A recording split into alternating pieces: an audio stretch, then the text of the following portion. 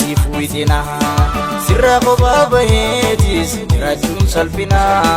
jalalti jollu masumi nana jaibina kashti anjarin jalade nana jaibina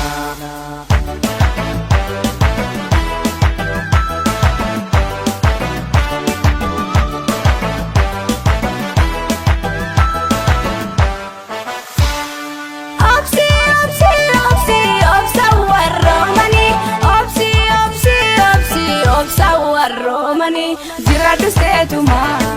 abdin kutatini abshir walin dabnu yadeni radini jiradu setuma abdin kutatini abshir walin dabnu yadeni radini jiradu setuma abdin kutatini abshir walin dabnu yadeni radini jiradu setuma abdin kutatini abshir walin dabnu yadeni radini Ram Production Studio.